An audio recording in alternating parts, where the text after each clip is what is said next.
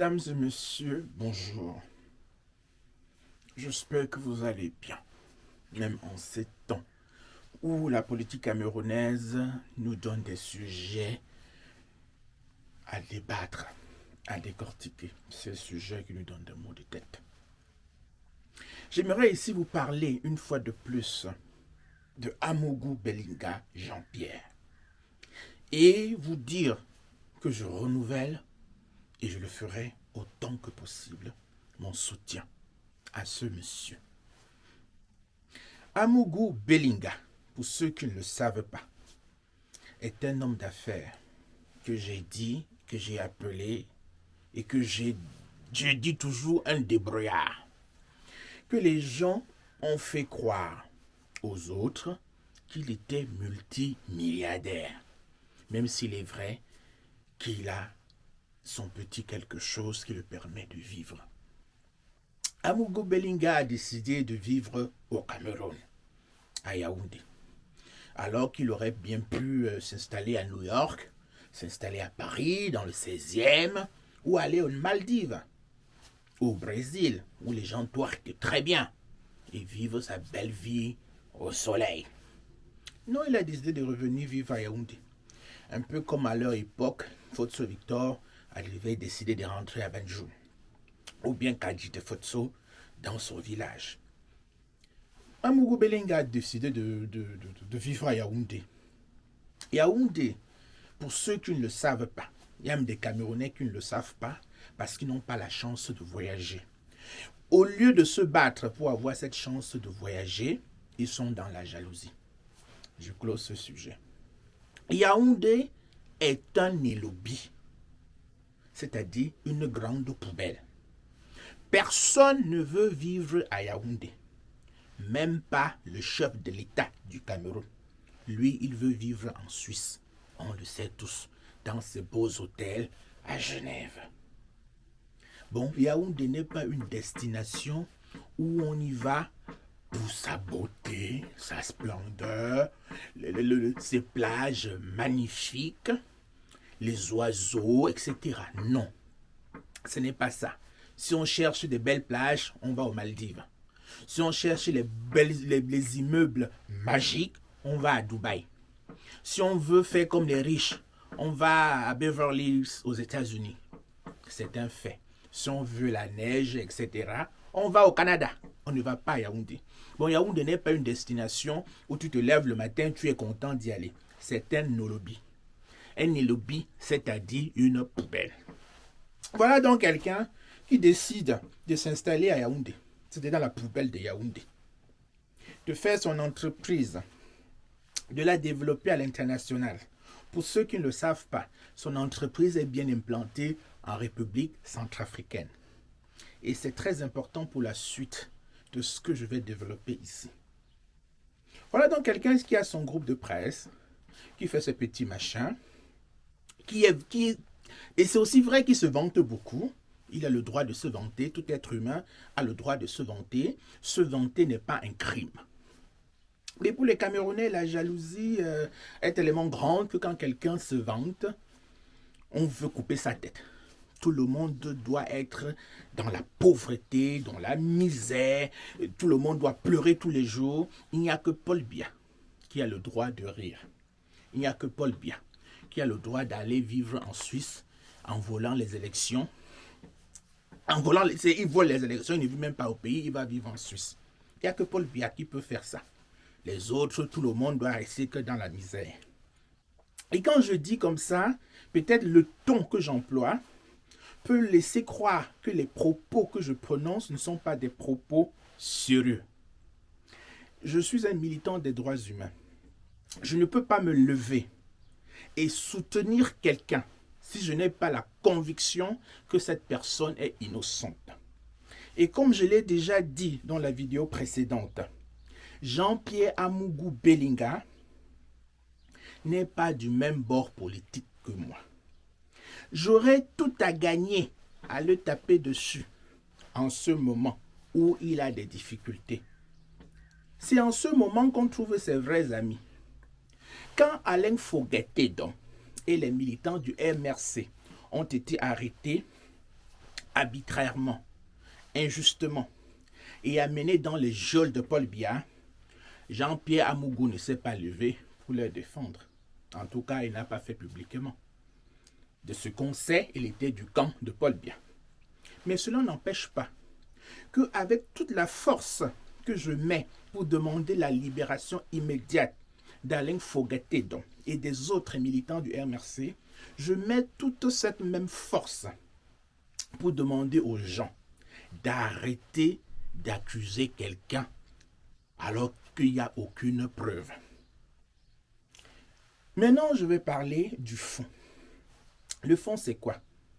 Il y a eu cette mort horrible que tout le monde condamne. Il n'y a pas un être humain qui ne peut pas condamner ça. C'est condamnable. Et c'est condamné. La question maintenant, c'est quoi? La question, c'est qui a commis cette atrocité? Pour les gens, c'est Amougou Belinga. Ils se sont levés le matin, dans leur boule magique, ils ont décidé que c'est Amougou Belinga. Il y a les gens qui disent même que le mort avait déjà dit qui était son coupable. Et les gens qui disent ça sont même des gens universitaires, hein, des gens qui sont allés à l'école, ils ont des doctorats, etc., qui disent cette sottise, que le mort avait désigné son assassin. What? Quoi? Quoi? Le mort avait désigné son assassin. Et parlons de ça, et je le répète pour ceux qui ne le savent pas, le journaliste, parce que pour moi c'est un journaliste, même si les autres vont dire que c'est un journalion ou journal, des mots injurieux pour dire qu'il n'était pas vraiment journaliste, mais moi j'affirme et je le maintiens qu'il était vraiment journaliste. Mais quel genre de journaliste il faisait? C'est qu'aux heures de grandes écoutes, j'invite toujours les gens à aller écouter ces émissions. Aux heures de grandes écoutes, quelqu'un va s'asseoir à la radio. Il dit femme, il dit femme, il dit femme, il dit femme, il dit femme, il dit femme, il dit femme. C'était sans son créneau.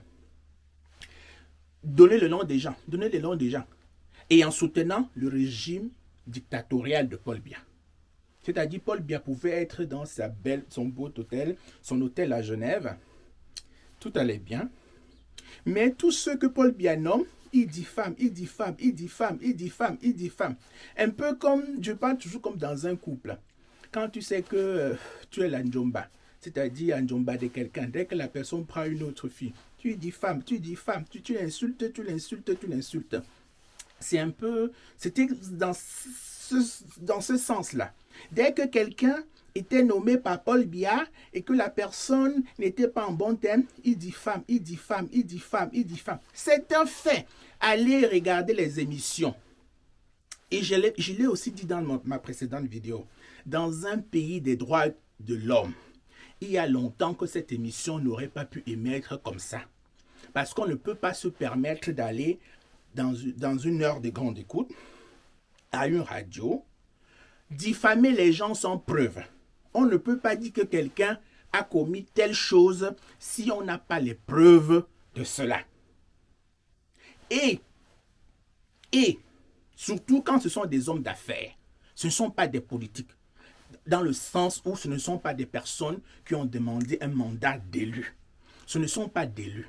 On peut se permettre de dire plein de choses sur des gens qui sont élus parce que c'est eux qui ont voulu entrer dans l'arène politique. Mais on ne peut pas se permettre comme ça d'aller dire des conneries sur des hommes d'affaires. Parce qu'en diffamant un homme d'affaires, tu joues de facto un rôle dans son business, que tu le veuilles ou non.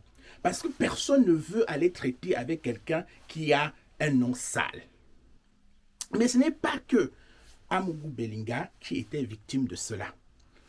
Un bon nombre de personnes, mais beaucoup plus des ministres. Il fallait être de son côté pour qu'il te diffame moins. C'est un fait. Et comme je l'avais aussi dit dans la précédente vidéo, ce n'est pas parce qu'il a fait cela que nous acceptons sa mort. Personne n'est pour une mort atroce. En tant que militants des droits humains, nous célébrons la vie et non cette barbarie qui s'est passée. Ça, c'était pour remettre tout dans le contexte. Il y a eu donc cette mort. Les gens ont choisi leur coupable. sans être juge. Ils ont décidé que le coupable, c'est Amougou Bellinga, parce que la personne a dit que c'était Amougou Bellinga qui pouvait le tuer. Amougou Bellinga a continué sa petite vie, on a trouvé le corps, il allait lui à son travail, etc.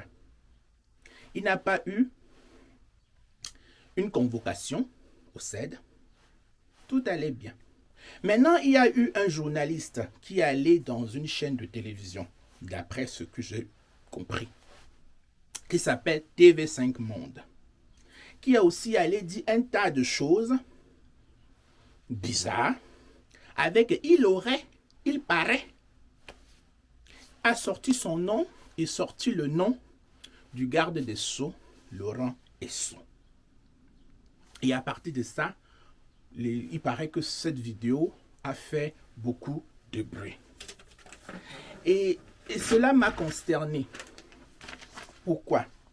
Parce que je me suis dit, imaginez-vous, une ONG va dans une télévision locale, comme Equinox, et dit la même chose que ce monsieur a dit sur TV5 Monde. Pensez-vous vraiment qu'il y aurait eu ce chamboulement jusqu'à ce qu'on va prendre Amougou Bellinga dans sa maison à une heure vraiment honteuse? Un monsieur qui est marié, qui a ses enfants, tout simplement parce qu'on voudrait l'humilier. Quelqu'un qui vit à Yaoundé, qui se lève, qui va au boulot, qui rentre, qui ne se cache pas, on ne lui donne aucune convocation. Pensez-vous vraiment que si ce monsieur voulait fuir, qui n'a pas fui, si c'est vraiment lui qui a commis ça, il aurait pu fuir après avoir commis cela. Mais il est resté là, il est allé au boulot, il montrait aux gens que je suis là, qu'ils viennent m'arrêter. C'est eux seuls qui savent ce qu'ils ont fait, ils savent ce qu'ils sont en train de dire. Hein? Mais on le laisse, on ne fait pas de perquisition, on attend aux heures humiliantes pour venir l'arrêter et l'amener faire des interrogations. Et c'est ce que j'appelle le syndrome d'infériorité. Ça veut dire que les médias du Cameroun, même les journalistes du Cameroun, pour eux, ils ne se trouvent pas assez compétents pour que ce qu'ils disent puisse avoir du poids. Il faut que ça soit un média, que ça soit TV5. Là, maintenant, c'est TV5. Ça peut être n'importe quel média. Parle avant que les choses se déclenchent. C'est-à-dire, parle avant qu'on vienne humilier quelqu'un qui a bâti son petit nom là-bas, au coin. Quelqu'un qui a participé à la vie de la société là-bas. Quelqu'un qui aurait pu aller à Dubaï comme tout le monde et vivre une vie opulente. Mais non, il est venu dans la broussaille et dans les lobbies vivre avec vous. Bon, il faut qu'il y ait une association qui aille qui va dans ce média et que la personne dise ce qu'il a dit pour qu'on vienne arrêter Amougou Bellinga. Le titre de ce que le monsieur a dit, si j'ai bien compris, c'était la révélation sur un crime d'État. Révélation sur un crime d'État, dit-il. Le journaliste dit que c'est un fait établi, que le crime a été commis par les services de renseignement du Cameroun et que l'un des commandos qui a fait partie de ce service de renseignement a reconnu son implication en tant que chef de ce commando.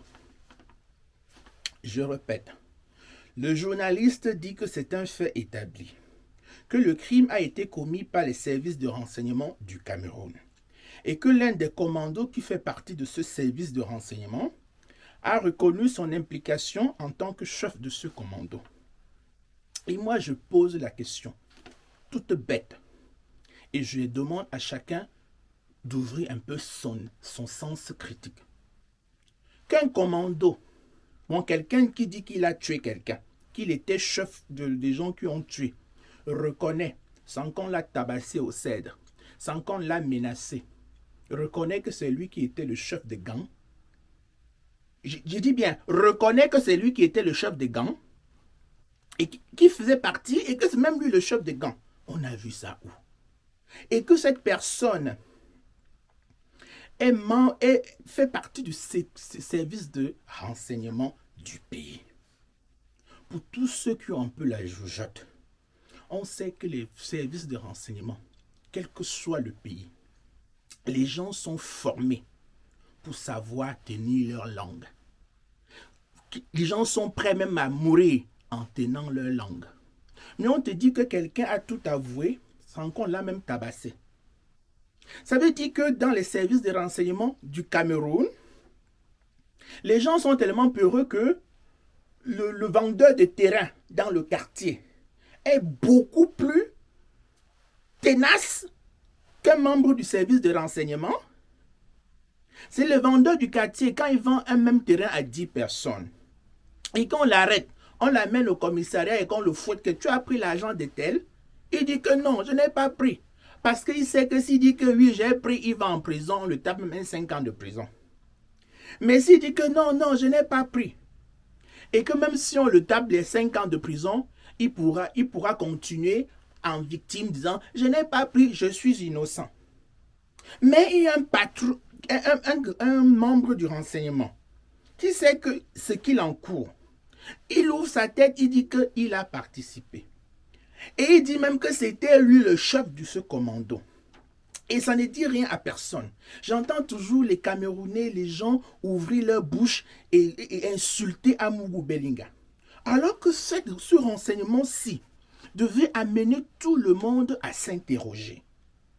Quand on parle de services de renseignement dans un pays, on ne parle pas des enfants de Dieu.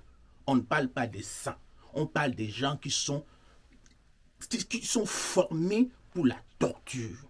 Des gens qui sont formés pour la ruse. Ce sont des gens qui écoutent tout le monde. Les gens qui braquent tout le monde. Quand on dit qu'un service de renseignement est dans un coup, bon, tout n'est plus ce. Il faut être pointilleux. Je ne peux pas lire ça et aller dire, oui, c'est Amougou Bellinga. Oui, c'est Amougou. Amougou Bellinga est tellement fou. Est tellement fou. Je finis d'abord de décrypter avant de vous donner quelque chose d'autre. Ce même journaliste dit que celui qui dit être commando dit. Il dit que celui-là qui dit être commando dit que Bellinga Jean-Pierre était présent lors du passage à tabac de la victime. Et que cela s'est passé dans l'immeuble Ekan, au Bellinga. L'immeuble Ekan, c'est là où Bellinga a ses bureaux. Ça veut dire que quelqu'un insulte Jean-Pierre Amougou Bellinga. Jean-Pierre Bellinga, qui est un homme d'affaires, qui est quelqu'un d'influent, va arrêter cette personne. Dans tout Yaoundé qui est grand là, dans toute la brousse de Yaoundé là, il va plutôt amener la personne dans ses bureaux à lui. On arrête quelqu'un. Quand tu veux commettre une forfaiture, tu es quand même intelligent d'amener les choses hors de là où tu habites. Quel est ce fou qui amène le rat où il mange? Ok, mettons qu'Amougou Bellinga est fou. Il dit que ça s'est passé dans l'immeuble Ekan de Jean-Pierre Amougou Bellinga. Et que Jean-Pierre Amougou Bellinga était présent. C'est le commando qui dit ça. Hein. C'est quelqu'un qui fait partie des services secrets. Qui ouvre sa bouche comme un pute ou comme une pute. Un peu, bon, c'est péjoratif, mais pour dire comme que quelqu'un qui est censé avoir une langue mesurée. Et ça ne vous dit rien. Que Bellinga, Jean-Pierre, aurait même eu le garde des Sceaux au téléphone. Bellinga, Jean-Pierre, aurait même eu le garde des Sceaux au téléphone. Et que c'est à ce moment-là que le sort du dauphin aurait été scellé. Si vous avez bien compris ce que je suis en train de dire, il y a aurait dedans. Que Bellinga aurait même, c'est le journaliste qui dit, que Bellinga aurait même eu le garde des Sceaux au téléphone. Et que c'est à ce moment-là que le sort du dauphin aurait été serré. C'est-à-dire que quelqu'un va à la télévision, mais les aurait. C'est-à-dire on n'a pas une preuve tangible. Quelqu'un va à la télévision sortir sa part de scénarios fictifs. Comme je peux aller à la télévision, je m'assois, je dis, vous savez, peut-être que quelqu'un se serait levé, a sorti une Kalachnikov, aurait fait ceci. Bon, dans des suppositions bizarres, mais sur une chaîne que les gens prennent comme une chaîne présidentielle. Que Equinox peut faire même 30 émissions où il parle de ça, rien n'échange. Mais que TV5 ouvre sa tête et que quelqu'un vient parler avec les oreilles, tout simplement, boum, on va arrêter Amougou Bellinga.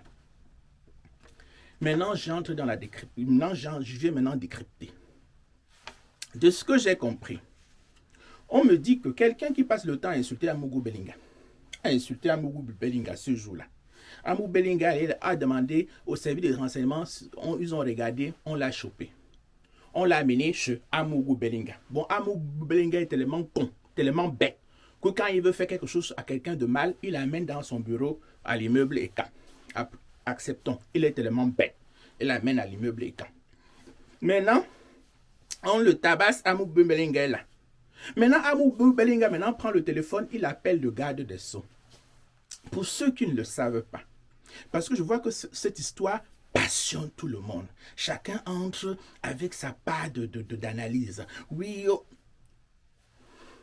j'aimerais vous dire qu'au Cameroun, il n'y a pas qu'au Cameroun. Et c'est un dossier que je maîtrise beaucoup pour avoir travaillé dessus en tant que militant des droits humains. Les collaborateurs de Paul Biya sont des gens sur écoute. Pegasus et autres logiciels malveillants d'espions. Paul Biya écoute tous ses collaborateurs parce que Paul Biya est un peureux. Il y a même des pays en Afrique où, où les gouvernants sont même allés jusqu'à écouter les prêtres. Où les téléphones des opposants politiques sont sur écoute. Et les grands hommes d'affaires et d'ailleurs même, le ministre de la Justice au Cameroun, c'est Laurent Esso, qui lui est un magistrat, avec possibilité de mise en écoute des gens. Il sait ce que c'est que la mise sur écoute. Nous ne sommes pas aux États-Unis où on va te dire ligne sécurisée. On n'a pas ces moyens-là. On n'a pas ces moyens de ligne sécurisée. Pour ceux qui ne connaissent rien aux écoutes, je vous invite à aller à Banjul. Je vous invite à demander au Banjul l'histoire de la maison de Yves Michel Fotso. Comment quelqu'un a conçu sa maison et on est venu mettre une antenne à côté. C'est une histoire que le Banjul parle de manière ouverte. Toute personne, on sait tous que les hommes politiques sont sur écoute, que les ministres sont sur écoute. Eux-mêmes savent qu'avec les guerres de clans, il suffit. Bon, vous pensez que Laurent Esso, ministre d'État, va aller au téléphone avec Jean-Pierre Amougou Bellinga, parler des choses comme ça, sachant que même Jean-Pierre Amougou Bellinga peut l'enregistrer.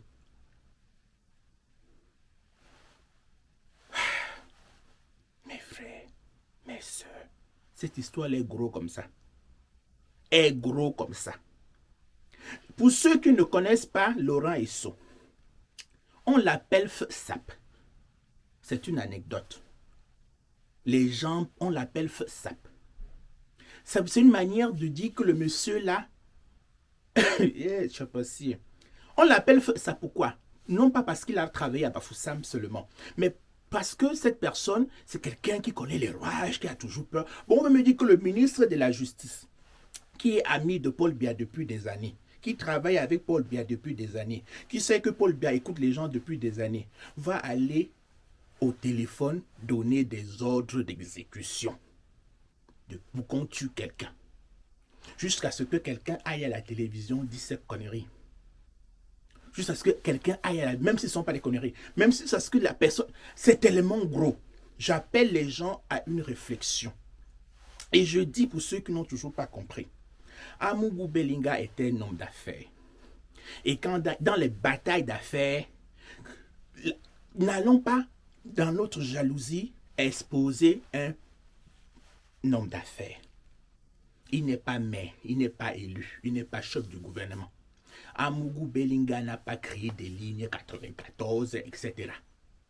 Il n'est que chef d'entreprise. Il n'est que chef d'entreprise. J'ai même écouté, il y a quelques heures, le ministre délégué Jean de Dieu Momo.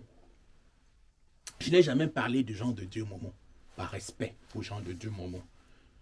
Non, par respect pour le travail qu'il a abattu. Parce que Jean de Dieu Momo, on peut dire tout ce qu'on veut. Moi, le Jean de Dieu Momo d'avant était un Jean de Dieu Momo que je respectais. Et que je respecte toujours. Et que par respect, je me suis toujours tu. Jean de Dieu Momo est allé avec ces gens, les Tchans, où il disait aux gens qu'il fallait qu'on vote par intérêt, en quelque sorte. Que les gens que Kamto avait eu un score très élevé dans la Ménois. Et qu'avant, les opposants étaient plutôt dans le Bamboutos. Mais que le Bamboutos maintenant est devenu tout RDPC. Maintenant, c'est les Ménois qu'il ne faut pas qu'on fasse comme ça. Qu'il faut que les gens de la Ménois votent pour RDPC. Parce qu'il faut les intérêts. Que lui, on ne peut pas l'arrêter parce que lui va seulement demander aux gens, plaider les causes des gens de la Ménois. Et que si on veut arrêter quelqu'un, c'est son patron qui est responsable. Lui qui ne va que demander les choses de la Ménois. En oubliant qu'il est ministre. En oubliant que le fait d'être ministre, lorsque tu demandes à quelqu'un qui est chef d'entreprise, qui est homme d'affaires, de faire quelque chose pour la Ménois, de facto, dans sa tête, il y a comme un échange. Bon, l'avocat Jean de Dieu Momo nous explique qu'il demande aux gens de faire des choses pour la Ménois. Et l'avocat de Jean de Dieu Momo nous dit qu'il n'est pas responsable, que si on veut arrêter quelqu'un, on va arrêter le ministre, son patron. Alors que lui-même, il est en train d'expliquer que si on veut amener quelqu'un en prison, lui-même, il est dedans. Parce que lorsqu'on est ministre, on est le ministre du Cameroun. Il n'est pas ministre de la Ménois. Même si on les a fait croire dans les nobilités, même si Paul Biya les a fait croire ces machins, en tant qu'avocat, il aurait compris que lorsqu'on est ministre, on est ministre pour tout le Camerounais. On n'est pas ministre pour la Ménois. Que lorsqu'on va demander les choses aux gens pour la Ménois, on est en conflit d'intérêts. Pour un avocat, c'est surprenant. Pour un avocat, c'est surprenant. Bon, cette vidéo, c'est pour demander au ministre délégué Jean de Dieu Momo, que je respectais parce qu'il était opposant avant, que pardon, ne dis plus ce genre de choses, papa. Sinon, tu ne seras pas surpris que l'après Biya, toi-même, tu vas en condamner. Et nous, bien sûr, on sera contre. Et on fera la même chose qu'on fait pour Alain Foguet. On militera pour que tu sortes. Mais pardon, ne va pas entrer pour nous faire encore passer le temps à militer.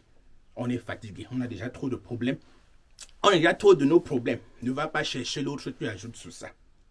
Tout ça pour dire que mes chers frères et sœurs, en humanité, et non pas en nationalité. La nationalité, on s'en fout, on peut changer de nationalité comme on veut. Ce n'est pas très important. Ce qui est important, c'est le fait d'être des êtres humains. Je parle du Cameroun avec la même passion que je pourrais parler du Bénin, que je pourrais parler du Congo, que je pourrais parler de la France, que je pourrais parler de tout autre pays. Pourquoi? Parce que je m'impose une éthique. C'est ça qu'on appelle les droits humains. Bon, s'il vous plaît, n'allons pas dans cette histoire de Jean-Pierre Amougou Bellinga avec nos oreilles de « il est coupable, il est coupable, il est coupable ». Au contraire, quand quelque chose est trop lisse, trop propre, pardon, fais attention. Parce que si Jean-Pierre Amougou Bellinga était tellement bête, il n'aurait pas créé sa société. Si toi qui crois qu'il est tellement bête, combien de sociétés tu as créées? Il n'aurait pas eu une entreprise de finance. Si toi tu crois qu'il est tellement bête, où tu n'as pas d'entreprise de finance prospère? S'il vous plaît, soyez vigilants. La jalousie ne doit pas ôter la vérité. Mais on sait aussi qu'il n'y aura jamais de coupable. Et je le dis de manière crue. Et peut-être c'est ça que certains me reprochent. Que quand je dis qu'il n'y aura jamais de coupable réel, on croit que je suis en train de protéger Jean-Pierre Amogo. Je suis juste en train de donner un constat. Après lecture, au Cameroun, il n'y a jamais eu d'enquête véridique. Et c'est un fait. Il y a eu Ouazizi, il y a eu Ngabou, il y a eu machin. Le seul résultat que l'on peut avoir, c'est que Paul Biya aille à la CPI, à la Cour pénale internationale. Ce n'est même pas qu'il aille à Borbaka, c'est qu'il aille à la Cour pénale internationale répondre de ses actes. Voilà la seule vérité vraie. Sinon, tout le reste, soyez très attentifs et faisons très, très attention. Merci. Et bonne journée à vous.